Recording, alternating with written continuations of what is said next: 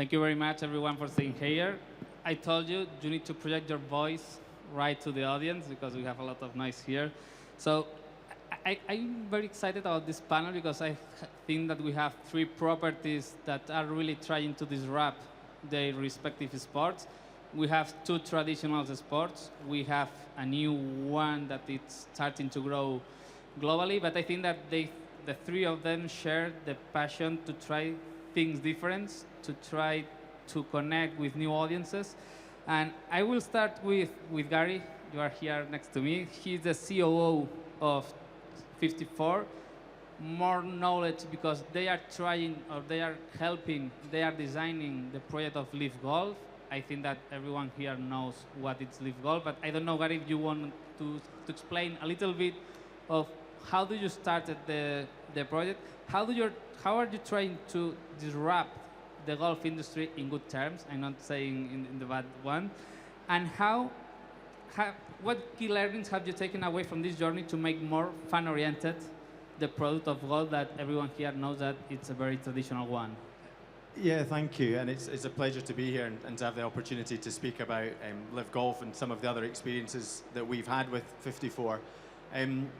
You're right, disruptive is probably the term that a lot of people would associate with Live Golf, but the way that it was designed was very much to be additive to the sport of golf and to drive positive change. And that really came from the restructuring of the commercial rights within the sport, whether that was the players being folded into teams and those teams being able to be commercialized in a similar way to a lot of other mainstream sports, particularly the franchise sports of the US, where the teams own the IP and the commercial rights of their greatest asset, the players.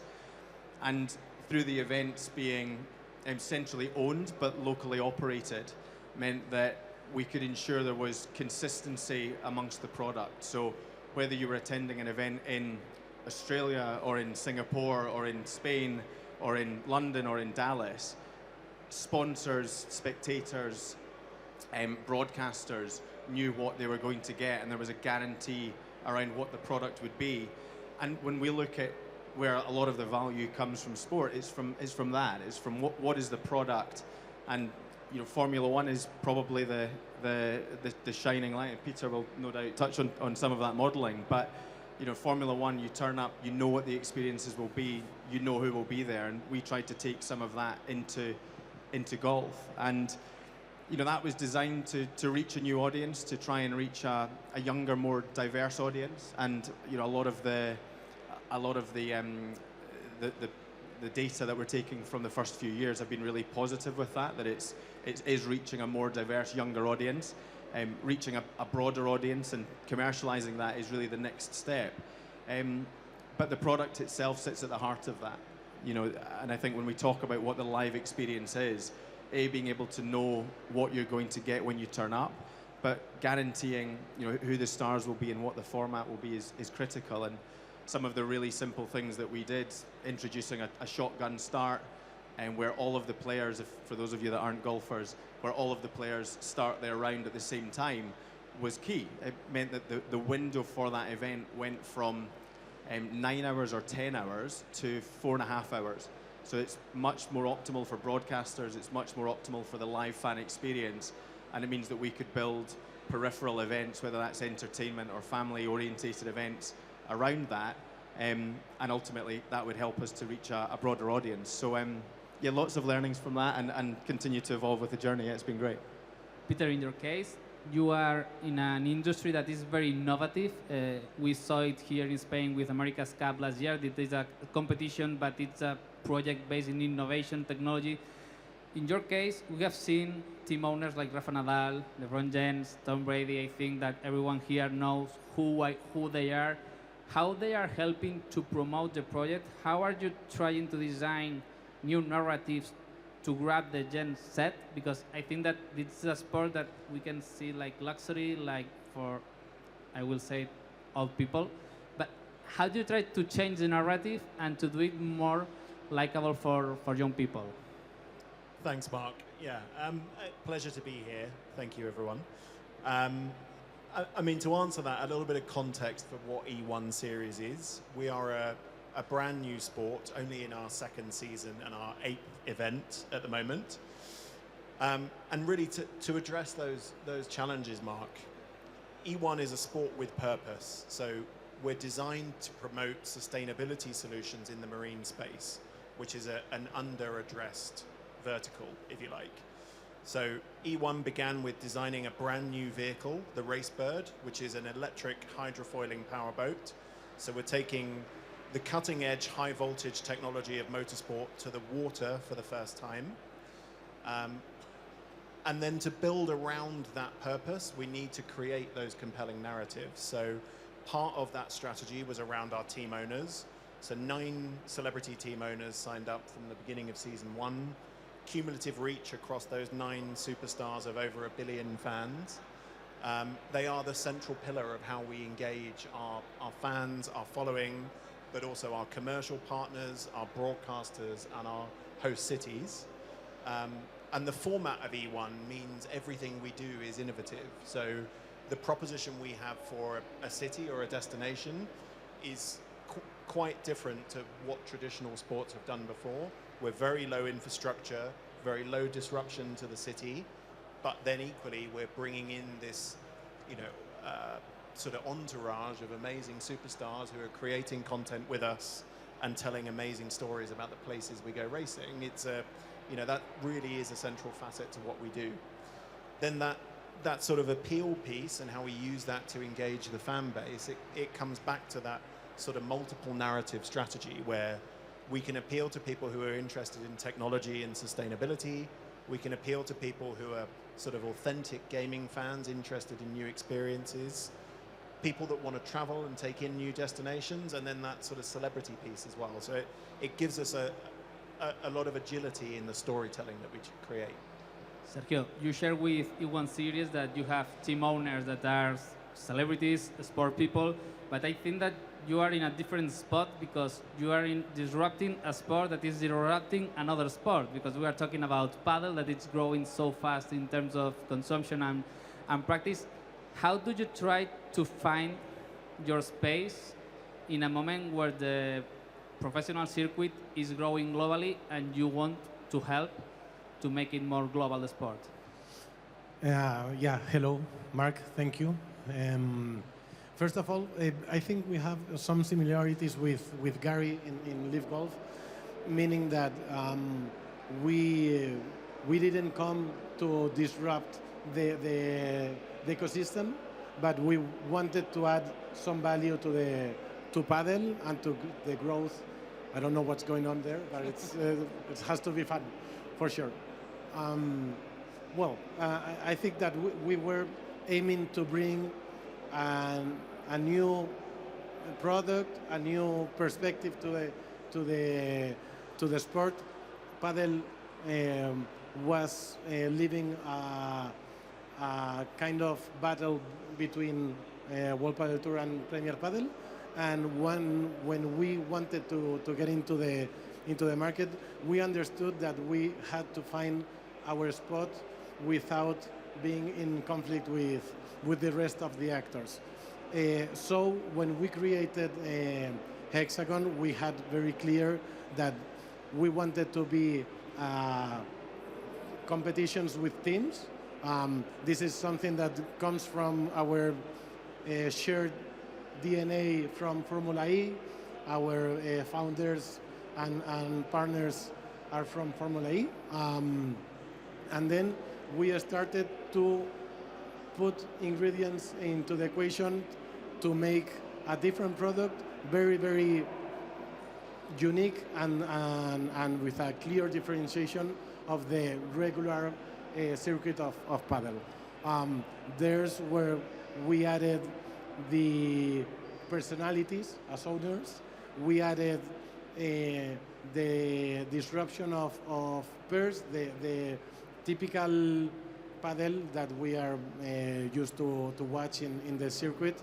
You know that this player is going to play with this other player, and you're going to see the same final because it's kind of, the best are the best and they repeat the finals, is how it goes.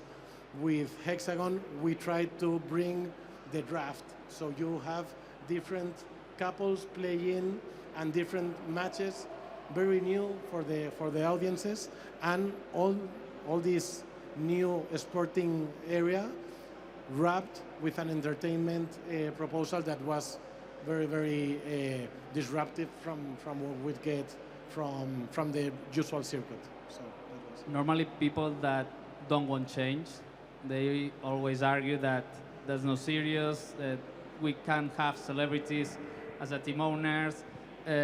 How do you try to ensure the sports competitive integrity in your projects and to make it the value and the core of the project, but adding this kind of new concepts of entertainment in the proposition? It's everyone. Yeah, I mean, I think you touch on it there, Marc. That as long as you make sure that the integrity of the core competition it remains and that you don't touch that, but more and more, fans are looking for how they can get closer to the action. Sponsors are more interested in how can they have experiences rather than just their brand slapped onto a billboard or a player.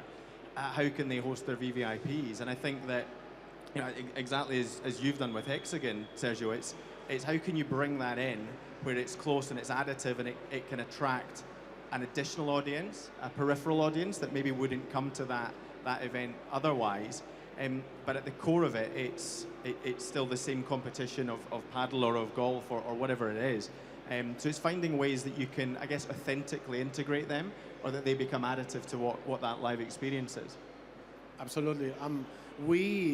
We touch a little bit the game. We used a golden point instead of tiebreak. We use a super tiebreak instead of the third set to unbreak to break the even in matches. But the core of the game for us is sacred. We don't touch the way it's played. We don't put different rules. We just try to make it as fast and as dynamic as possible, as we can, because that's the way we are going to have new audiences. We are going to bring new audiences to the sport. That's it. Having celebrities, having personalities in as owners, they only give us reach and new regions. It's normal than that. So when you are planning to do a new event, new competition, kind of disruptive and new, you want to be as respectful as you can with the sport, but you want to add new things in the equation, and that's what we all did, I think. Yeah, and I think it's a little bit more nuanced for us. So unlike Hexagon Cup or Live Golf, there's a bit less legacy around what we're doing. We're not sailing, we're powerboating, but we're also not offshore powerboating, we're onshore for the first time. So that gives us a lot of flexibility to play around with the format. So we carry over some of those traditional elements of racing on the water. Our start procedure is very similar to what you might see in America's Cup or Sail GP, and very traditional in the sort of nautic space. And so are the sort of penalties. So for that hardcore fan, there is still something they find familiar in E1. Whereas for us, it was around the same challenge, I guess, for all three, is building the integrity in the sporting format. So not to try and overcomplicate it with novelties, but equally, you know, a really important thing for us to promote through E1 is our gender equality platform. So each team has a male and a female pilot. So there are 18 competitors who need an equal opportunity across a race day to compete head to head. So we build almost like a tennis tournament style knockout structure that works through a series of heats up to a grand final. And then the key thing there for sort of addressing fans and engagement is it's not, you know, like the challenge with traditional golf where you've got a multi-hour event. An E1 event is 15 minutes of racing happening all the way through the day. So it's short, sharp content and action it's great to watch live, but it's also almost purpose designed for platform consumption and the way that those fans engage with it. And then what that means for us is we can leverage LeBron James, Rafa Nadal, and their fans, their following, to build the fans of E1 for our ecosystem as well. I remember an internal quote from NBA that it was that we are the league that no one watches, but everybody follows. I don't know if that point is the starting of the funnel to add new fans for your sports, and how do you try to manage from among casual users to core fans of your product? Because NBA can say that because it's a legacy property, so they have multi-annual TV rights deals. But you are starting the project, you need to start from the digital platforms to go to the mainstream.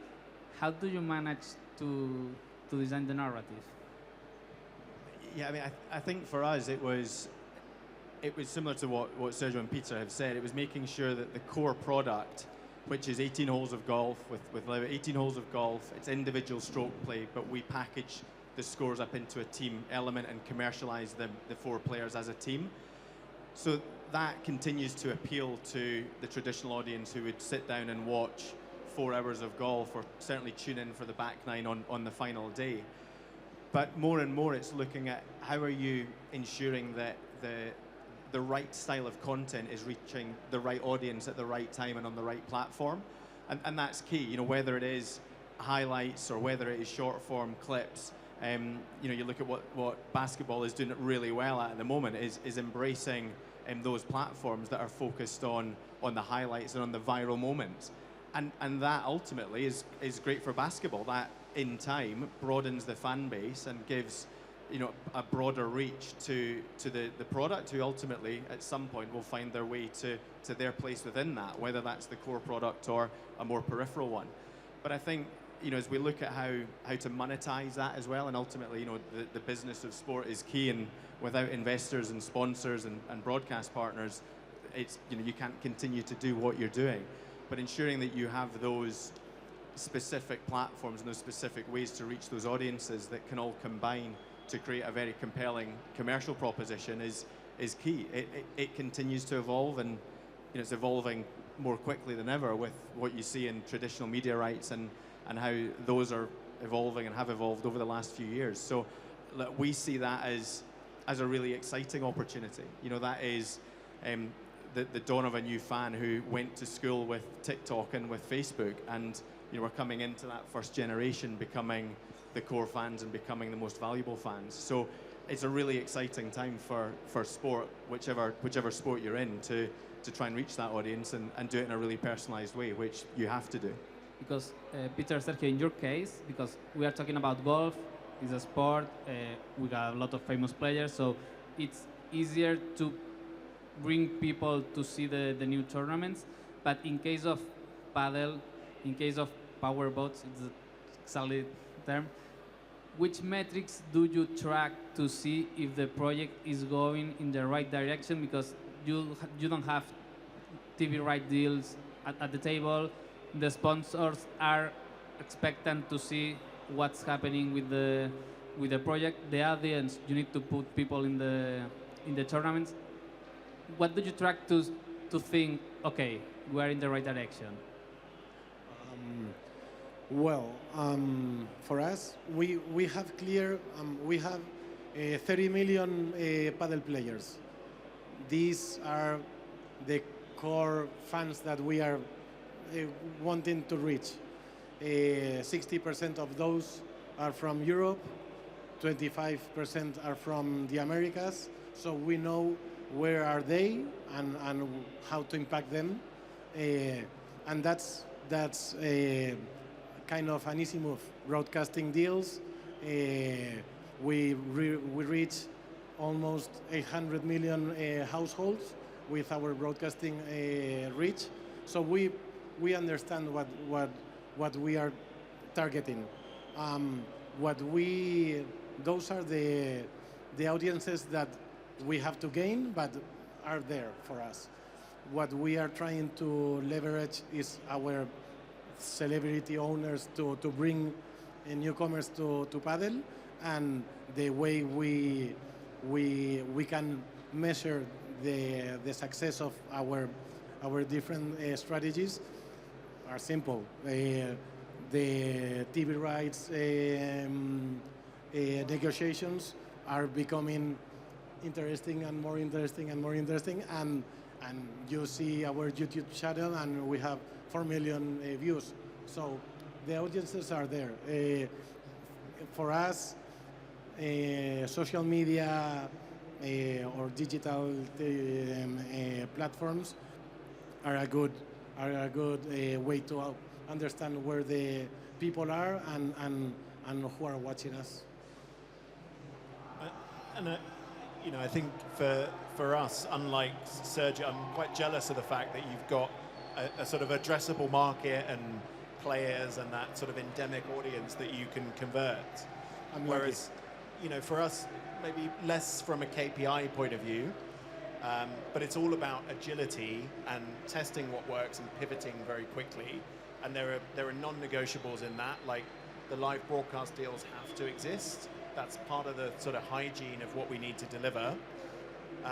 But equally, we've got an amazing cohort of very pro-risk partners who see the future and are here to support us and enable that future happen. So whether that's people like PIF who've been associated with E1 from the very beginning, or a consumer brand like Bombay Sapphire, who we just announced recently, they see the opportunity to differentiate. So they're not necessarily looking to us to prove those traditional KPIs and metrics. They're important, but it's also about creating innovation. So, a small example of that is in our content strategy, what we would expect to be successful on TikTok is actually inverted. So, we think more behind the scenes content, celebrity team owner driven content would be sort of gaining virality on TikTok. But actually what that audience is really hungry for is to see the racing action. And so we adapt the plan and we tailor the content to make sure that we're meeting the demand where it exists. And for us at our stage of growth, it's all about learning that, testing it and validating it. Gary, in your case, the athletes, because they are your actors in terms of your star system are the players, how did you work with them to make them see that this kind of content is very important, and it's not at the same level of importance, but you need to play well to play at Live Golf, but you need to be more showman than in the past you were? Yeah, and I think what both Sergio and Peter have done a great job of, and what they're very fortunate with the partners that they have, is that they're genuine partners. They have an interest in the sport, whether that's from playing or buying into the vision. For us, I don't know if it was that Live Golf attracted a certain type of player or that we've turned them into that type of player from being on the platform, but there certainly is a style of player that joined Live. But the key thing for us was the relationship with the players. So when they came in, and particularly the superstar players, they came in as partners within that. Some of them, has been broadly reported, are equity owners in those teams. So they are partners with Live and buy into what the vision is.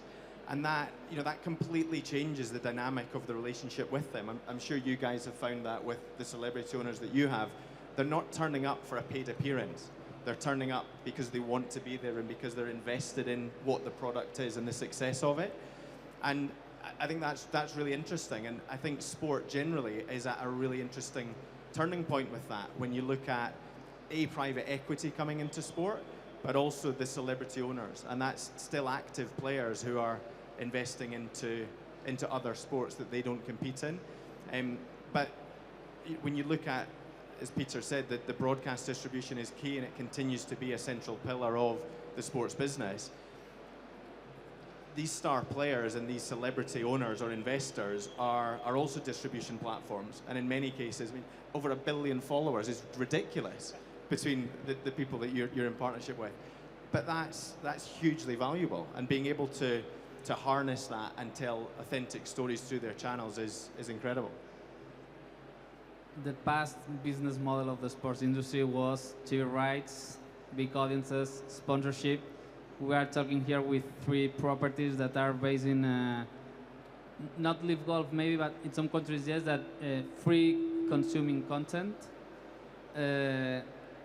hard sell sponsorship. They don't, the fan looks for sponsorship that are more real and not just put in the logo. How are you crafting the new business models to make sustainable projects in the sports industry right now?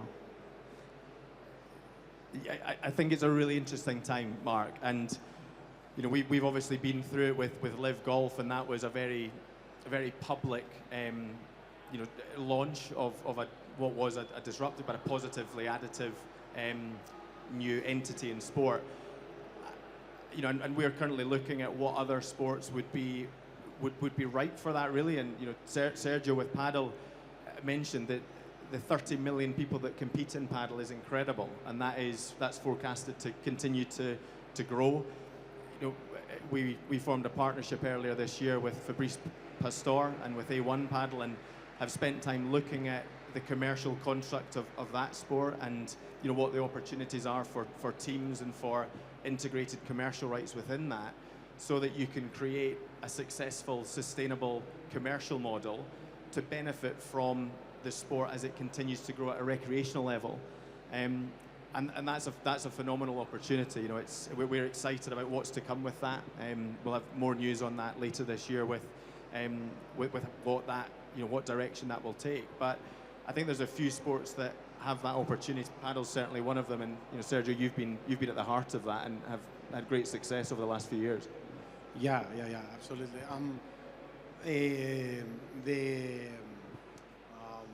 Sorry, I was thinking about how paddle is bringing new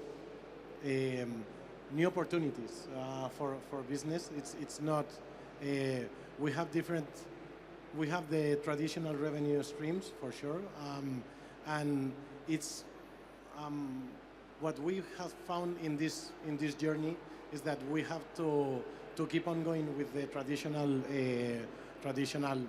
licensing, TV rights, sponsors, ticketing, food and beverage. That's the regular model, but we have to be aware of the different new things that are available out there. We are looking into prospecting opportunities with content creators to have different ways of commercialize what we do. We have a sport that it's very flashy. The highlights, they are very catchy, eye-catching. So with that and the different storytellings that we have inside of our competition, we are managing to find new ways to commercialize that for sure are going to come in the next future. Yeah.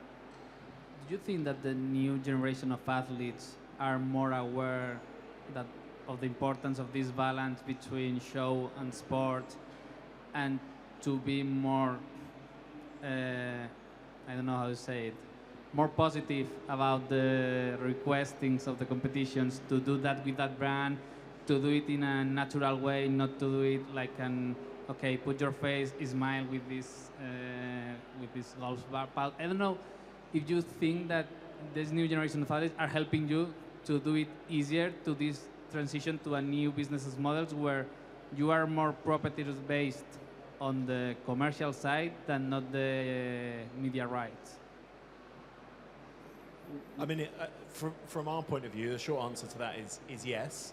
You know, the bit that often gets overlooked with E1 is you've got these 9 superstar team owners, but you've also got 18 brand new athletes who are becoming E1 pilots and developing their personalities and their profiles for the first time. So exactly to your point, Mark, their proactivity and their willingness to lean into some of our initiatives and participate in them is an amazing advantage for us. But we've also been really lucky through the pilot academy, where we trained and developed that talent and found them from all around the world and then brought them on board and upskilled them. We've created a cohort of people who are already very natural in front of the camera, very talented on track, and are able to support us in driving those opportunities. So it's a really exciting time for us to look at all of those sort of verticals to innovate. I think it's also interesting looking at, you need the proof point, right? You need the success to be realized. And I think when you look at the difference between, you know, the athletes who 5 or 6 years ago really leaned into social media and understanding that, yeah, they're a star and they're played to compete, but actually they've got an opportunity now more than ever to own their platform and to tell their story direct, and for that to be a new commercial revenue stream for them.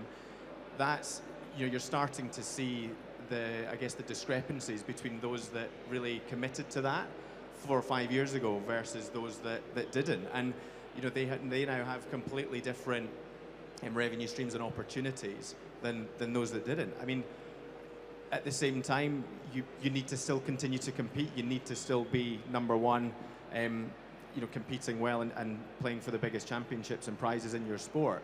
But the direct fan engagement opportunities that athletes have now through those platforms to become more than just a star in a strip, has given them a completely different outlet and completely different way to commercialize themselves. And that works best when it's done alongside the rights holder.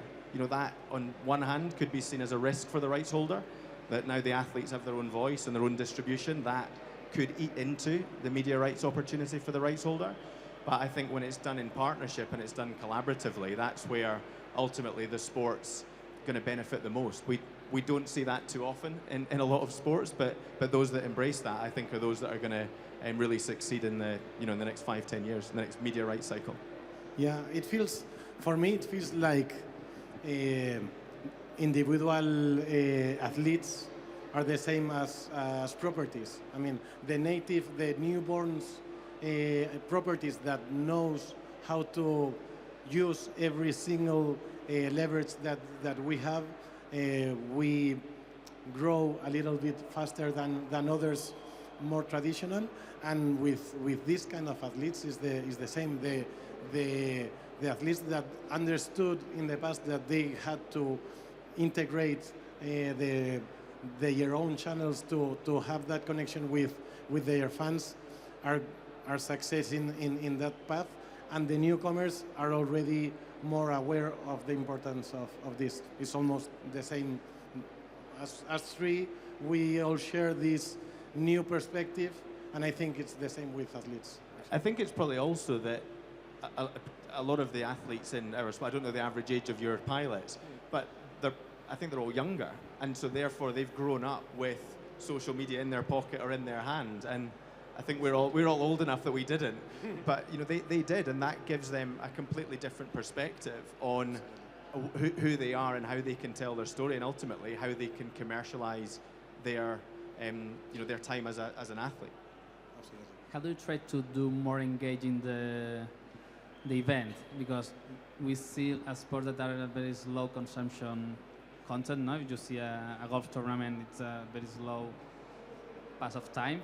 How do you try to do it more engagingly, more that people that are at home can engage with the tournament, that if you are in the tournament on site, there is no just silence, you can do more things. How do you try to do it more? I don't know how it's... Yeah, it's interesting, and I'll be really interested to hear your perspectives, actually, but the difference between a live event experience and a broadcast experience is huge, right? But you want to try and bring people in their living room to experience and feel the atmosphere in the stadium or the ground or whatever it is. But that's really difficult to do. And you know, I don't think there's many sports that get the balance between those right, but actually they both feed off each other. For us with golf, it was simple things. It was, you know, all of the players being on the course at the same time, not having a cut, so you could guarantee that if you turned up on Saturday or Sunday, you were definitely going to see the star players, John Ram, Sergio Garcia, Phil Mickelson, Cam Smith, Bryson DeChambeau would all definitely be there. And it was also simple things like just having music on. You know, traditional golf events, a lot of them now do it, but they didn't have music. And it's amazing how just putting a speaker on completely changes the atmosphere of the live event. that's a nightmare for broadcast. Broadcasters hate it because they start looking at, well, do we have the rights for this? Can we still hear the commentary? Does it feel gimmicky? But you've got to strike that balance, and it's not an easy thing to do. There's few sports that do it well. I think it's something that'll continue to evolve. Yeah, well, as Gary said earlier, you have to tailorize your content and you have to adjust. But at the end, it's very difficult to bring the experience on site to the online or broadcasting feed, but giving the opportunity to the fans, as in our case, we let them vote the MVP. We let them engage in certain ways with us to make them engage and be as close as we can. We even try to put microphones on the court. We are trying to bring them as close as we can to the sport. And I think for us, it's separating the two, like the live event experience you have at E1, in whether that's in Ocean Club hospitality or you're on the beach in Dubrovnik watching the racing. It's all about proximity. Like you're so close to the action.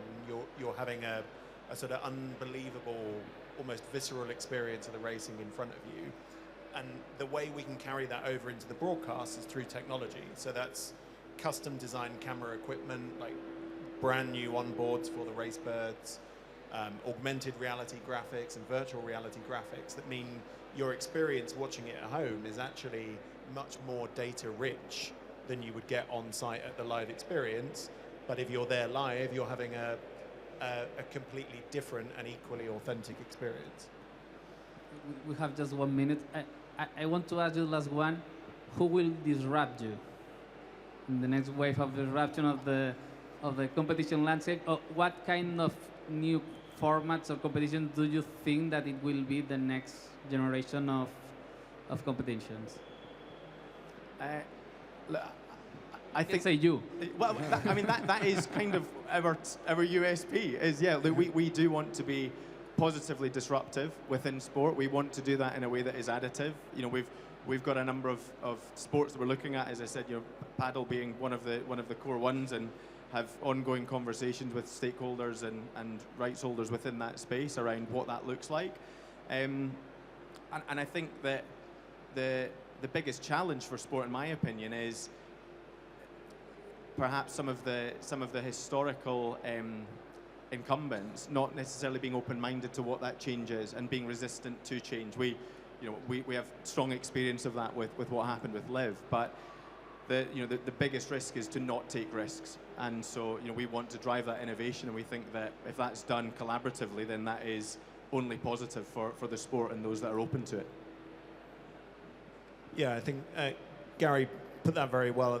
Maybe the other challenge for us, the other opportunity for disruption, is in the technology piece. As we look at new forms of energy and propulsion, that may create a challenge for E1. But outside of that, we've got to push ourselves to take those risks.